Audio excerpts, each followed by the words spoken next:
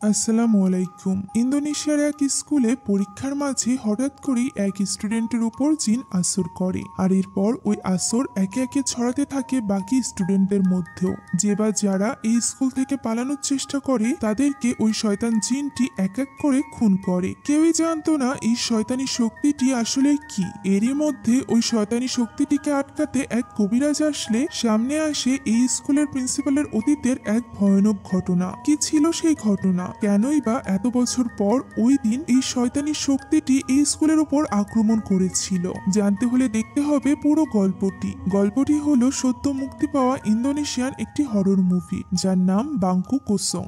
গল্পের শুরুতে আমরা একটা হাই স্কুলের দৃশ্য দেখতে পাই, যেখানে খুবই কড়া পাহাড়ের মধ্য দিয়ে পরীক্ষা অনুষ্ঠিত হচ্ছিল। এই স্কুলের প্রিন্সিপাল ছিল আমান্ডা, যে কিনা নিজের অফিস রুমে বসে সিসিটিভির মাধ্যমে পরীক্ষার হলগুলোতে নজর রেখে চলেছিল। এক পর্যায়ে অ্যারিয়েল এবং পাশা নামের দুজন স্টুডেন্ট ইশারার মাধ্যমে একে অপরকে প্রশ্নের উত্তর বলে দিতে শুরু করে, যা পরীক্ষার গার্ডদের নজর এড়িয়ে গেলেও আমান্ডার নজর এড়াতে পারে না। আমান্ডা সিসিটিভির মাধ্যমে তাদের দুজনকে ইশারায় কথা বলতে দেখে ফেলে, তাই সে ইন্টারকমের মাধ্যমে পরীক্ষার হলে থাকা টিচারদের এই ব্যাপারে জানিয়ে দেয় এবং তৎক্ষণাৎ আরিয়াল এবং পাশার খাতা নিয়ে নিতে বলে। এরপর আমান্ডা আরিয়াল এবং পাশাকে অন্য একটি রুমে নিয়ে গিয়ে সেখানে তাদেরকে আলাদাভাবে বসানোর ব্যবস্থা করতে বলে। ফলে এতে করে আরিয়াল ভীষণ বিরক্ত হয়, কেননা এমন আরো অনেক স্টুডেন্টরা আছে যারা কিনা নকল করার চেষ্টা করছিল, কিন্তু আমান্ডা শুধুমাত্র তাদেরকেই দেখতে পেয়েছিল। তাদেরকে ধরার পর আমান্ডা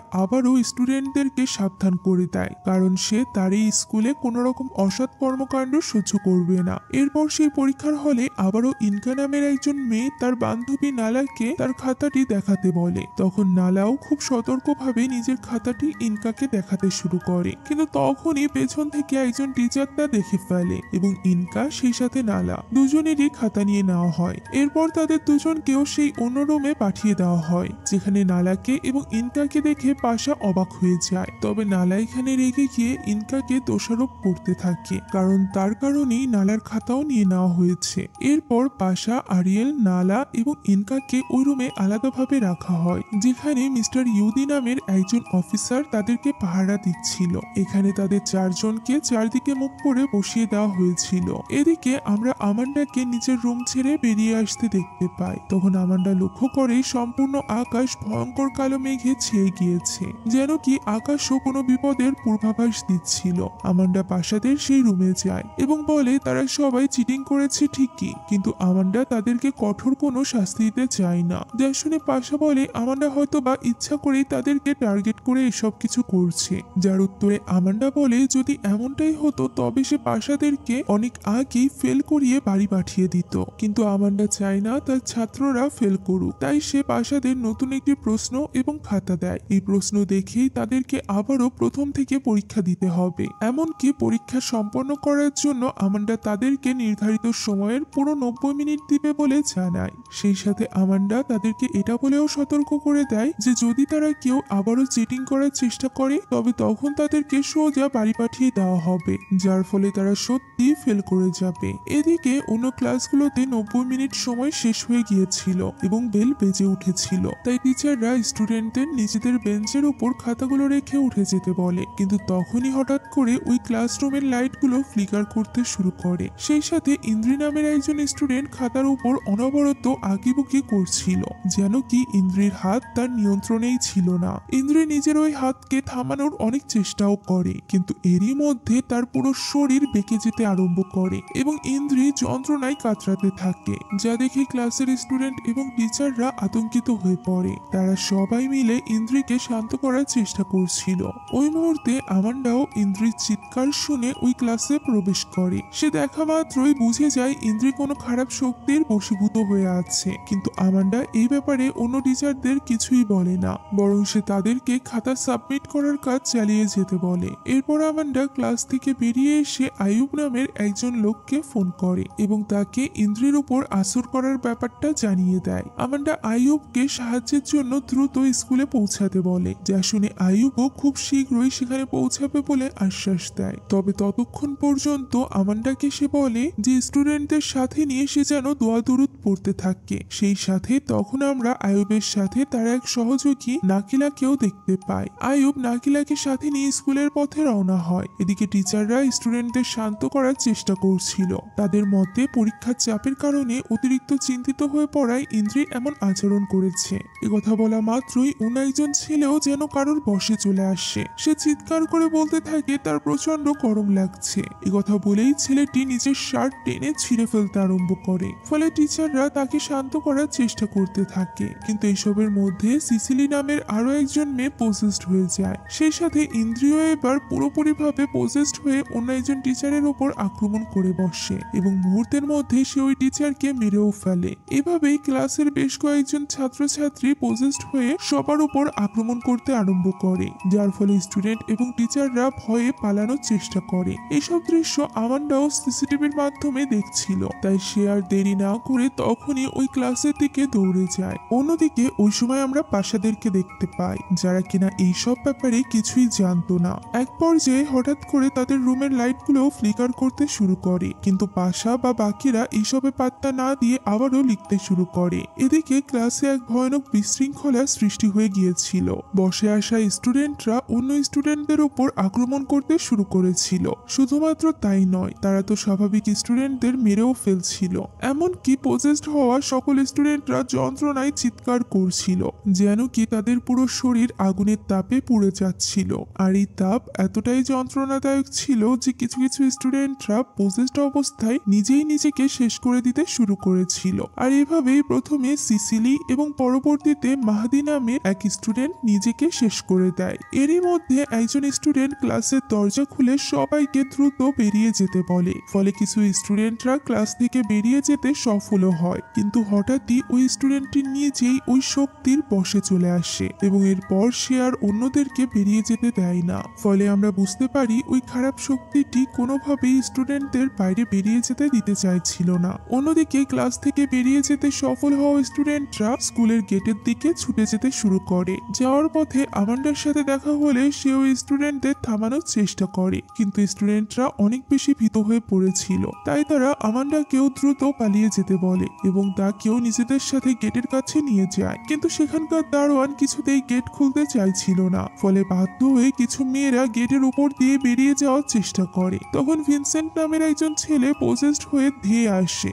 এবং পালাতে যাওয়া স্টুডেন্টদের নিমেষেই মেরে ফেলে। এমনকি ভিনসেন্ট অন্য স্টুডেন্টদের উদ্দেশ্য করে বলে, তোমরা কেউই বাড়ি ফিরে যেতে পারবে না, কারণ তোমাদের পরীক্ষা এখনো শেষ হয়নি। একথা বলেই ভিনসেন্ট আরো কিছু স্টুডেন্টদের মেরে ফেলে। আর আশ্চর্যজনকভাবে কিছুক্ষণ পর সে নিজেই নিজেকে শেষ করে দেয়। তাই এই সুযোগে অ্যান্টন নামের আরেকজন ছাত্র দারোয়ানকে দ্রুত গেটের চাবি দিতে বলে, তা না হলে তারা এখানেই আটকে পড়ে মারা যাবে। কিন্তু অবাক করা বিষয় হলো চাবিটি হাতে নেওয়ার পরপরই অ্যান্টন নিজেও পজেসড হয়ে যায় এবং সেও বলতে থাকে, বলছি না তোমরা কেউই বাড়ি ফিরে যেতে পারবে না। ভিনসেন্ট এবং অ্যান্টনের কথা দ্বারা এটা তো স্পষ্ট যে তাদের দুজনকেই একই শক্তি পজেস করেছিল, যে কারণে একইভাবে তারা কথা বলছিল।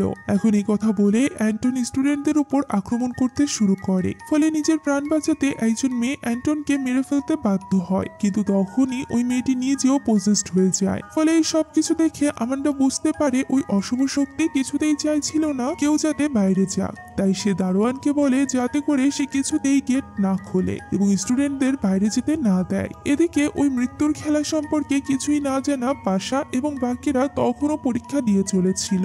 এক পর্যায়ে তাদের পরীক্ষা শেষ হয়ে গেলে ইউতি সবার খাতা নিয়ে নেয়, যা দেখে ইনকা হতাশ হয়ে পড়ে, কারণ তার পরীক্ষা মোটেও ভালো হয়নি। কিন্তু নালা এবং আরিয়াল পরীক্ষা যথারীতি ভালো হয়েছিল, কারণ তারা দুজনই মেধাবী স্টুডেন্ট ছিল। সেই সাথে আমরা এটাও বুঝতে পারি আরিয়াল এবং নালা তারা দুজন একে অপরকে পছন্দ করত।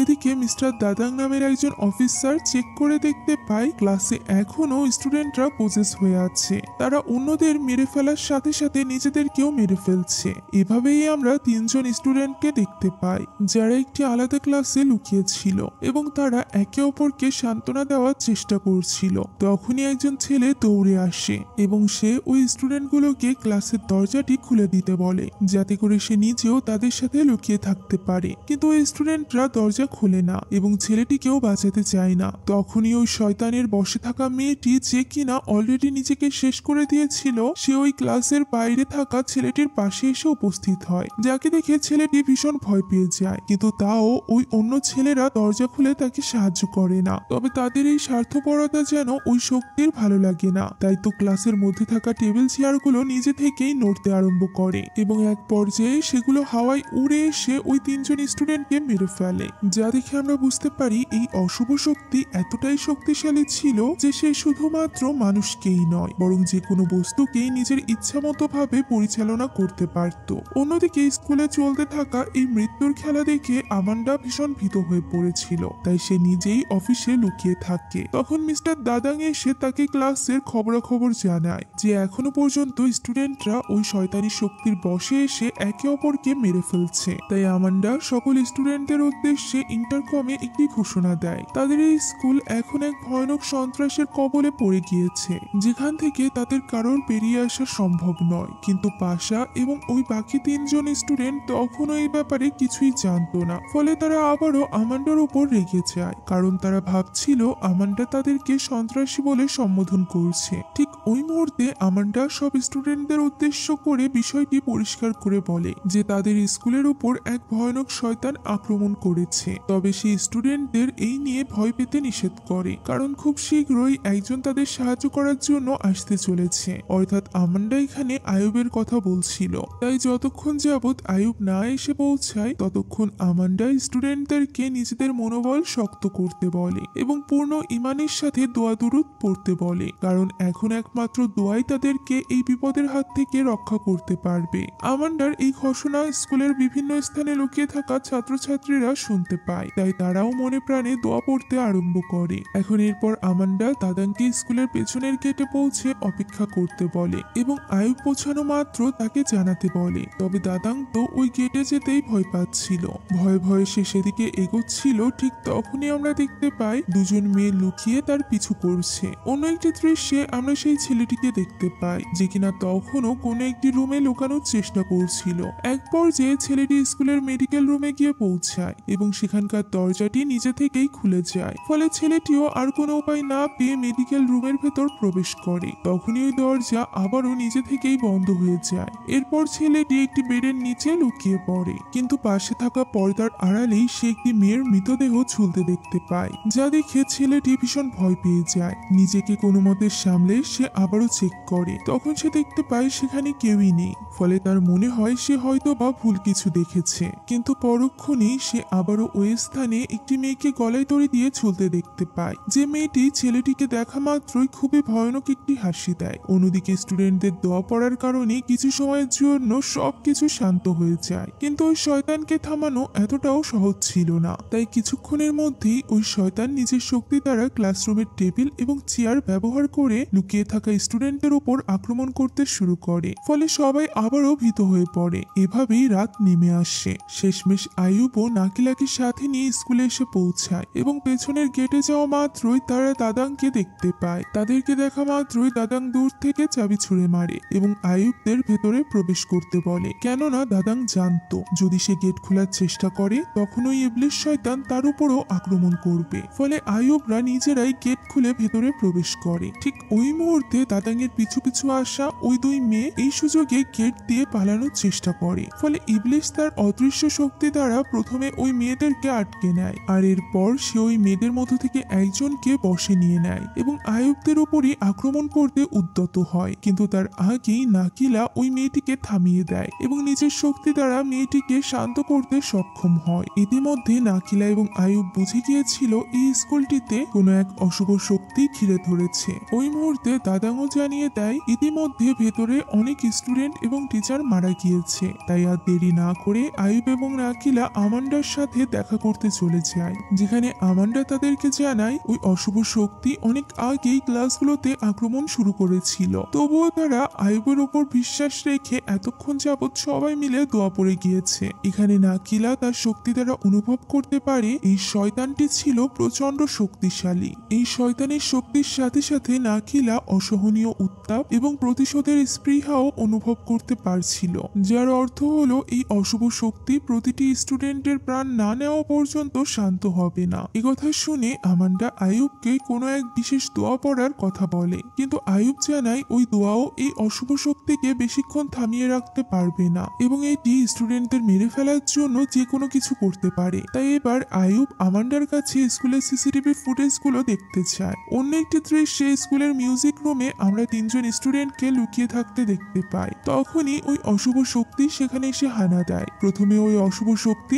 অদৃশ্য হয়ে পিয়ানো এবং গিটার বাজাতে শুরু করে, যা দেখে স্টুডেন্টরা ভয় পেয়ে দোয়া দুরুদ পড়তে আরম্ভ করে এবং সেটিকে এখান থেকে চলে যেতে বলে। তখনই ওই অশুভ শক্তি একটি কালো ছায়ার রূপ ধারণ করে তাদের সামনে এসে উপস্থিত হয়, আর পরক্ষণেই সেটি ওই 3 জন স্টুডেন্টকে নির্মমভাবে হত্যা করে। এদিকে আইয়ুব লেগে পড়েছিল এই অশুভ শক্তি কিভাবে এই স্কুলে আসলো সেটা জানার কাজে। সে ওই অশুভ শক্তির আক্রমণ হওয়ার পূর্বের সিসিটিভি ফুটেজগুলো চেক করতে থাকে। ফুটেজে দেখা যাচ্ছিল ক্লাসরুমে সবাই পরীক্ষা দিচ্ছিল, কিন্তু সেখানে একজন শিক্ষার্থী উপস্থিত ছিল না। এই ব্যাপারে জিজ্ঞাসা করলে আমান্ডা জানায় ওই সেটটি কারিনা নামের একজন স্টুডেন্টের, যে কিনা আজ দুপুরেই নিজেকেই নিজে শেষ করে দিয়েছে। আর এখানেই আমান্ডা এক ভয়ানক সত্য প্রকাশ করে। মূলত আমান্ডা কারিনাকেও চিটিং করার সময় ধরে ফেলেছিল, ফলে সে কারিনাকে পুনরায় পরীক্ষা দিবে না বলে সাফ সাফ জানিয়ে দেয়, যার ফলে কারিনা মানসিক চাপের কারণে অসুস্থ হয়ে পড়ে। তাই আমান্ডা দাদাঙের সাহায্যে কারিনাকে স্কুলের মেডিকেল রুমে পাঠিয়ে দেয়। কিন্তু পরবর্তীতে যখন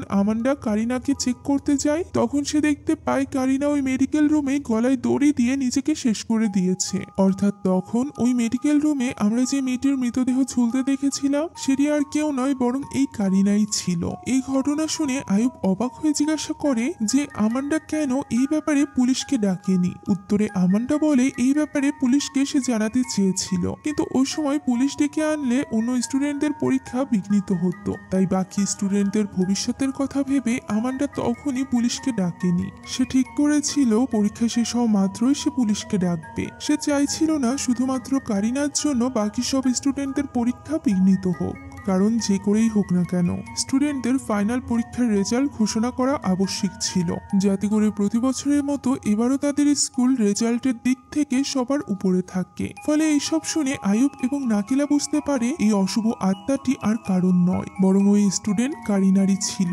কারণ সে নিজে পরীক্ষায় অংশগ্রহণ না করতে পারায় তার মধ্যে প্রতিহিংসা সৃষ্টি হয়েছিল, যার দরুন এখন যে সকল স্টুডেন্টরা পরীক্ষা দেওয়ার সুযোগ পেয়েছে তাদেরকে হত্যা করার মাধ্যমে কারিনা নিজের প্রতিশোধ নিতে চাইছে। তাই আর দেরি না করে আইয়ুব ও নাকিলাকে সাথে নিয়ে কারিনার আত্মাকে শান্ত করার উদ্দেশ্যে বেরিয়ে পড়ে, যেখানে আমান্ডাও তাদের সাথে যেতে চায়, কারণ তার ভয় লাগছিল। কিন্তু আইয়ুবদের সাথে গেলে আমান্ডার বিপদ আরো বেশি বাড়তে পারে। তাই আইয়ুব আমান্ডাকে এখানেই বসে থেকে সিসিটিভির মাধ্যমে পরিস্থিতি পর্যবেক্ষণ করতে বলে। এখন এরপর আইয়ুবরা সবার প্রথমে দাদাংকে সাথে নিয়ে সেই মেডিকেল রুমে যাওয়ার সিদ্ধান্ত নেয়, যাতে করে তারা কারিনার মৃতদেহ পর্যবেক্ষণ করতে পারে আর তার দেহ এবং আত্মাকে শান্তি প্রদান করতে পারে। পরবর্তী দৃশ্যে আমরা একদল স্টুডেন্টকে স্কুলের লাইব্রেরিতে লুকিয়ে থাকতে দেখতে পাই, যারা কিনা ভীষণভাবে ভয় পেয়ে টেবিলের নিচে লুকিয়ে ছিল। কিন্তু এক পর্যায়ে একজন ছেলে বেরিয়ে এসে বলে তারা এখানে ভয় পেয়ে লুকিয়ে আছে কেন,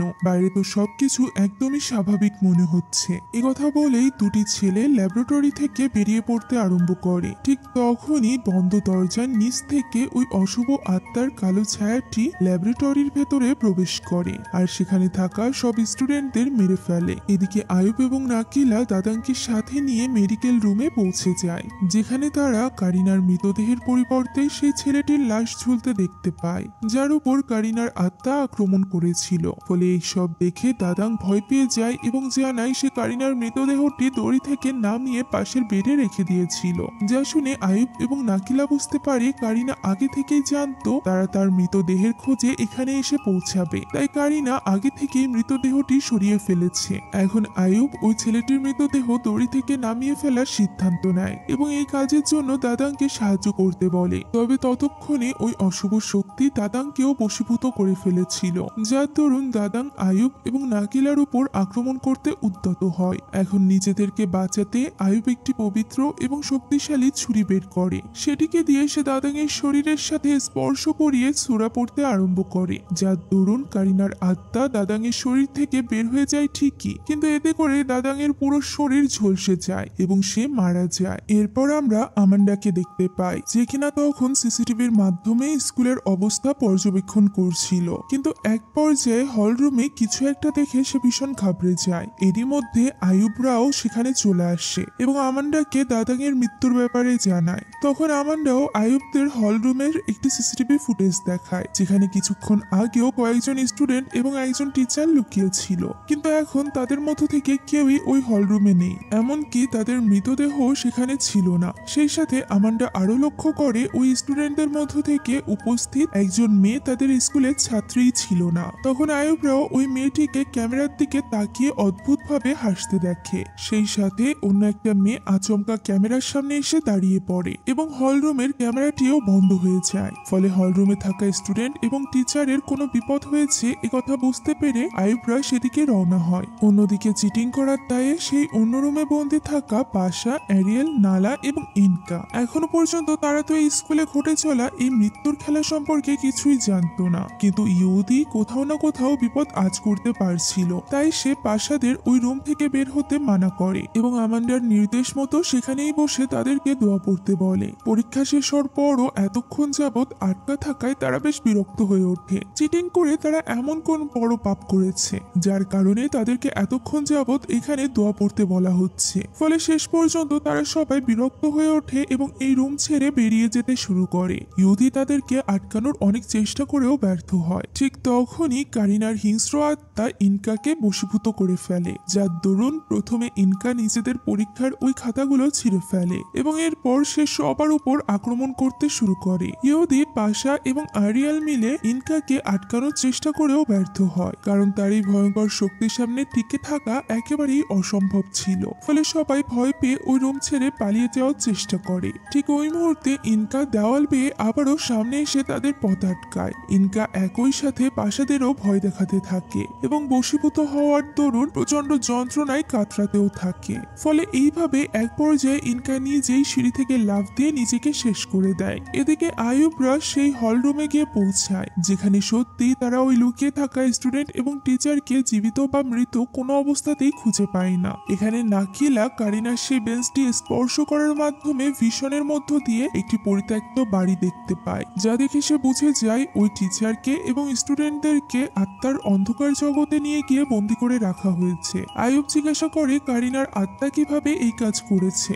নাকিলা এই ব্যাপারে কোনো উত্তর দিতে পারে না। তখন আইয়ুব আমান্ডাকে ওই স্টুডেন্ট এবং টিচারের আত্মার জগতে বন্দী থাকার ব্যাপারটা জানিয়ে দেয়। ওই সময় হঠাৎই তারা একটি স্টুডেন্টের চিৎকার শুনতে পায়, ফলে তারা সবাই সেদিকে এগিয়ে যায়। অন্যদিকে আমরা পাশাদের দেখতে পাই, যারা কোনো রকমে ওই রুম থেকে বেরিয়ে আসতে সফল হয়েছিল আর এখন প্রাণপণে পালানোর চেষ্টা করছিল।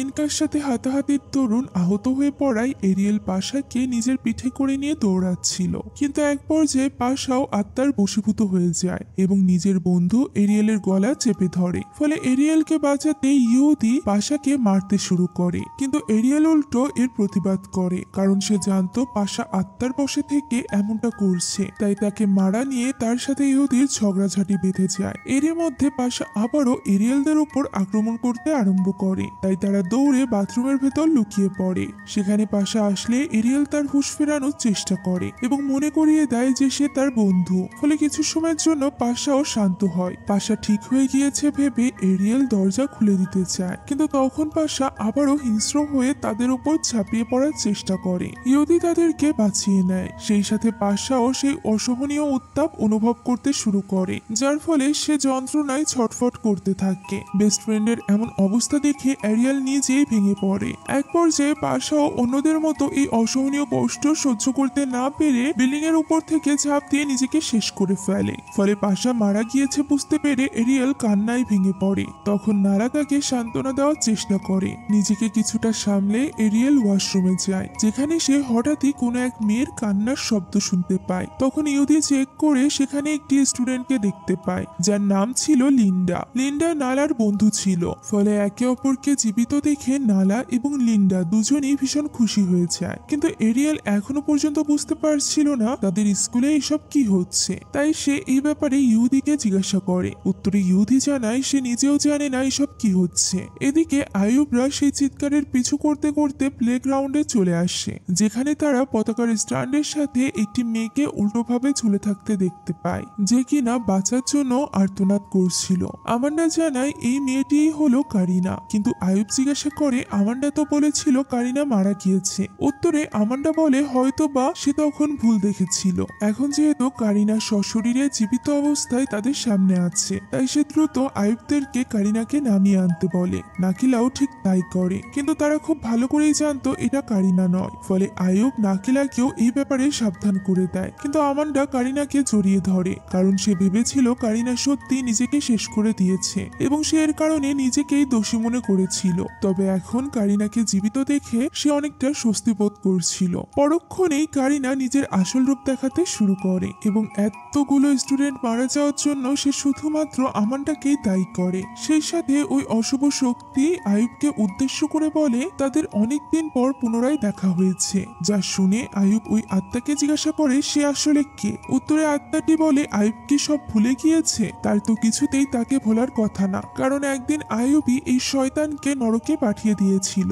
সেই সাথে আত্মাটি আরো জানায় এই স্কুলের মৃত্যুর খেলাও এখনো শেষ হয়নি। এ কথা বলেই আত্মাটি আবারও কালো ছায়ার রূপ ধারণ করে স্কুলের মধ্যে প্রবেশ করে। এতে করে আমরা বুঝতে পারি এই শয়তান আইয়ুবের পূর্ব পরিচিত ছিল এবং আইয়ুব নিজেই এই শয়তানকে তার আসল ঠিকানা অর্থাৎ নরকে পাঠিয়েছিল। আর এর সোজা মানে দাঁড়ায় এটি কোনো শয়তান ছিল, কোনো মানুষ নয়। অর্থাৎ কারিনার আত্মা এমনটি করছিল না, বরং তার শরীরে প্রবেশ করে অন্য কোনো শয়তান এই কাজ করছিল। সেই সাথে আইয়ুব এখানে এটাও বুঝে যায় স্কুলে এখনো পর্যন্ত কোনো জীবিত স্টুডেন্ট অবশিষ্ট আছে, তাই আইয়ুবরা এবার ওই স্টুডেন্টদের বাঁচাতে ছুটে যায়। অন্যদিকে আমরা তখন এরিয়ালদের দেখতে পাই। এরিয়ালরা কিছুতেই ওই বাথরুমে বন্দী হয়ে বসে থাকতে চাইছিল না, তাই এবার তারা যে কোনো ভাবে স্কুল ছেড়ে পালিয়ে যাওয়ার সিদ্ধান্ত নেয়। কিন্তু ইহুদি তাদেরকে এমনটা করতে নিষেধ করে এবং এখান থেকে বাইরে যেতেও বারণ করে, কিন্তু তারা কোনো কথাই শোনে না। তারা জানতে চায় স্কুল থেকে বের হওয়ার আর কোনো পথ আছে কিনা।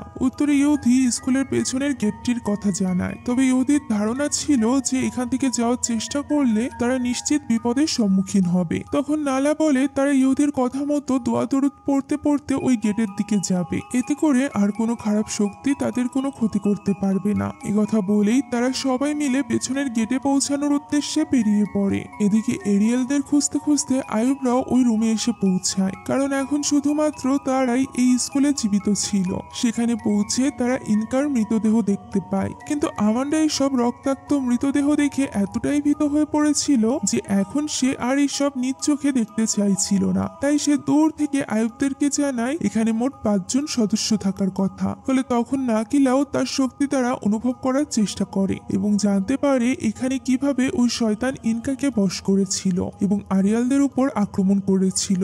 সেই সাথে নাকিলা এটাও বুঝে যায় এরিয়ালরা এখন পালিয়ে যেতে চাইছে, যে কারণে ওই শয়তানটি তাদের পিছে পড়ে গিয়েছে। তাই তাদের কোনো রকম ক্ষতি করার আগেই আইয়ুবরা তাদেরকে উদ্ধার করতে বেরিয়ে পড়ে। অন্যদিকে ততক্ষণে এরিয়ালরা স্কুলের সে পেছনের গেটে পৌঁছে গিয়েছিল, যেখানে ওই শয়তান কালো ছায়ার রূপ নিয়ে এসে উপস্থিত হয়। এরপর সে নিজের শক্তি দ্বারা এরিয়ালদের উপর আক্রমণ করতে শুরু করে এবং সেই সাথে লিন্ডা নামের ওই মেয়েটিকে বশীভূত করে ফেলে। তখনই আইয়ুবরা সেখানে পৌঁছে যায়। সে আমান্ডাকে বলে এরিয়ালদের এখান থেকে নিরাপদ স্থানে নিয়ে যেতে। এরপর এরিয়ালরা চলে গেলে ওই শয়তান নিজের আসল চেহারা প্রকাশ করে এবং আইয়ুবের উপর আক্রমণ করতে উদ্যত হয়। তবে তার আগেই নাকিলা তাকে থামিয়ে দেয় এবং এরপর নাকিলার সাথে ওই শয়তানের ফাইট শুরু হয়ে যায়। এক পর্যায়ে আইয়ুব নিজের সেই পবিত্র ছুরিটি বের করে এবং সেটির সাহায্যে শয়তানটিকে তাড়িয়ে দেওয়ার চেষ্টা করে। তখন শয়তানটি নিজের শক্তির দ্বারা কিছু কাঁচ ভেঙে নিচে ফেলে দেয় এবং নাকিলাকে আহত করার চেষ্টা করে। তখন তাকে বাঁচাতে গিয়ে আইয়ুব নিজেই ওই কাঁচ দ্বারা আহত হয়ে পড়ে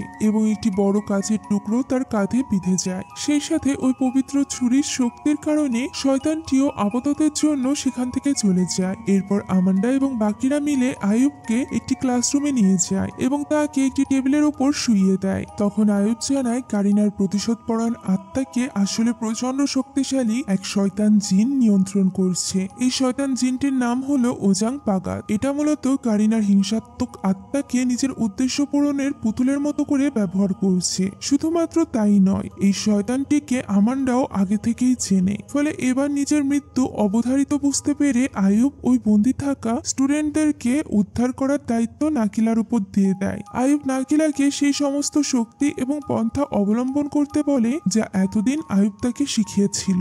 সেই সাথে আয়ুব এটাও বলে দেয় নাকিলাকে যে করেই হোক না কেন ওই উজাং পাগাত এবং কারিনার আত্মাকে একে অপরের কাছ থেকে আলাদা করতে হবে, তাহলেই ওই শয়তানটি দুর্বল হয়ে পড়বে এবং তাকে হারানো সহজ হবে। নাকিলাও বুঝতে পারছিল না সে এই দায়িত্ব পালন করতে পারবে কিনা। আয়ুবের মৃত্যুতে সে ভীষণ কষ্টও পাচ্ছিল। তখন আয়ুব বলে নাকিলাকে পারতেই হবে, ওই ইবলিসের হাতে বন্দী থাকা সেই স্টুডেন্টদের ফিরিয়ে আনতেই হবে। সেই সাথে আয়ুব নিজে সেই শক্তিশালী পবিত্র ছুরিটিও নাকিলাকে দিয়ে দেয়। আর এরপর কালিমা পড়তে পড়তে আয়ুবও শেষ নিঃশ্বাস ত্যাগ করে। আয়ুবের এমন মৃত্যুতে নাকিলা ভীষণ ভেঙে পড়েছিল, তবুও সে নিজেকে কোন রকমে সামলায়। তখন আরিয়াল আমান্ডার কাছে জানতে চায় কে এই উজাং পাগাত। তখন উত্তরে আমান্ডা জানায় উজান পাগাত হলো একজন মানুষরূপী ভয়ানক শয়তান, যে কিনা একজন সাইকোপ্যাথ এবং পেডোফিল, অর্থাৎ এমন ব্যক্তি যে কিনা শিশুদের শারীরিক নিপীড়নের মাধ্যমে আনন্দ উপভোগ করত।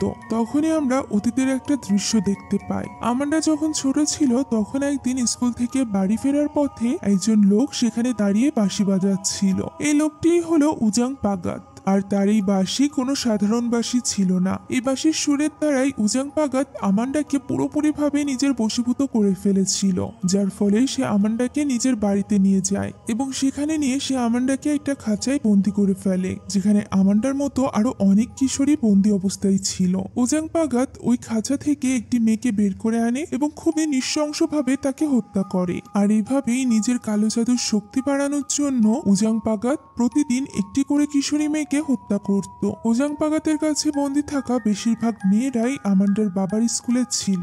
এখন পরদিন উজাং পাগাত আমান্ডাকেও হত্যা করার জন্য নিয়ে যায়। তখনই আমান্ডার বাবা গ্রামবাসীকে সাথে নিয়ে সেখানে এসে উপস্থিত হয়, যাদের সাথে আয়ুবও ছিল। আয়ুব প্রথমে নিজের ওই পবিত্র ছুরির সাহায্যে আমান্ডার সম্মোহন কাটিয়ে দেয়, আর এরপর উজাং পাগাতের সাথে ফাইট শুরু করে। এক পর্যায়ে উজাং পাগাত হেরে যায় এবং গ্রামবাসীরা তাকে একটি গাছের সাথে বেঁধে ফেলে। এরপর তার শরীরে আগুন ধরিয়ে তাকে জীবিত পুড়িয়ে ফেলা হয়, যার ফলে উজাং পাগাতের শরীর ধ্বংস হয় ঠিকই, কিন্তু তার অতৃপ্ত আত্মা প্রতিশোধ নেওয়ার জন্য এখনো শয়তান রূপে ঘুরে বেড়াচ্ছে। পুরো ঘটনা শুনে নালা জিজ্ঞাসা করে এর মানে কি উজাং পাগাত এখন এই স্কুলের প্রতি প্রতিশোধ নিতে চাইছে? কারণ এই স্কুলটি আমান্ডার বাবার ছিল, যার দায়িত্ব বর্তমানে আমান্ডা সামলাচ্ছে। উত্তরে আমান্ডা না জানায় এবং বলে উজাং পাগাত আমান্ডার উপর প্রতিশোধ নিতে চাইছে, যেহেতু সেদিন আমান্ডার বাবার কারণে তাকে মারা যেতে হয়েছিল, ফলে আমান্ডার কারণে স্কুলের এতগুলো স্টুডেন্ট মারা গিয়েছে। এই কথা জানতে পেরে আরিয়েল তার উপর ভীষণ রেগে যায়। তাই এবার নাকিলা